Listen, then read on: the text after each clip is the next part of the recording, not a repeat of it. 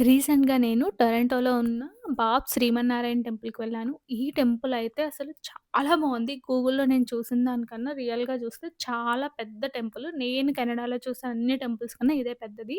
And architecture అవ్వనియండి, అక్కడ atmosphere అంతా చాలా బావుంది టెంపుల్ అయితే చూడడానికి. అండ్ చాలామంది ఇక్కడ ఫోటో షూట్స్ కోసం వస్తున్నారనమాట. ఎందుకంటే చాలా ఫోటోజెనిక్‌గా ఉంది గదా టెంపుల్. అండ్ ఈ టెంపుల్‌లో అయితే కొంచెం డిఫరెంట్‌గా ఉంది. లోపల అందరూ చాలా కామ్‌గా ఉండి మెడిటేషన్ చేస్తున్నారనమాట. అండ్ ఈ టెంపుల్ కూడా ఇలాంటి టెంపుల్స్ అయితే అన్ని కంట్రీస్‌లో ఉంటాయంట. ఈ కంట్రీలో కూడా చాలా దగ్గరలున్నాయి. అండ్ అన్ని టెంపుల్స్ ఇలానే పెద్దగా ఉంటాయంట. నాకు కూడా ఆ రోజే తెలిసింది. అండ్ ఈ టెంపుల్ విజిట్ అయిపోయిన తర్వాత మేమైతే ఇంకొక టెంపుల్‌కి వెళ్ళాం. అదైతే స్కార్బరోలో ఉన్న వెంకటేశ్వర స్వామి టెంపుల్. ఇదైతే అసలు బయట నుంచి చూడడానికి టెంపుల్ అనే అనిపించట్లేదు కదా! ఏదో నార్మల్ బిల్డింగ్ ఉందేంటి అనిపిస్తుంది కదా!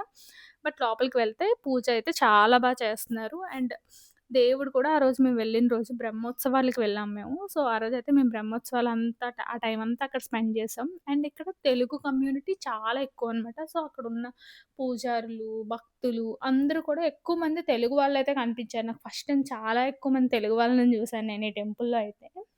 అండ్ ఈ ఏరియా మొత్తం ఎక్కువ తెలుగు వాళ్ళుంటారు. అండ్ టొరంటోకి చాలా దగ్గర కాబట్టి ఐటీ ఎంప్లాయీస్ కూడా చాలా ఎక్కువుంటారు. పూజ చాలా చేశారు. అండ్ చాలా ప్రశాంతంగా అనిపిస్తది కదా! ఎప్పుడైనా టెంపుల్‌కి వెళ్ళి ఒక 1 అవర్ స్పెండ్ చేస్తే చాలా మనశ్శాంతిగా అనిపిస్తది. నాకైతే చాలా ఏదో అబ్బా! మంచి టైంకొచ్చాం. మనం బ్రహ్మోత్సవాలు ఫస్ట్ టైమ్ చూసా నేను.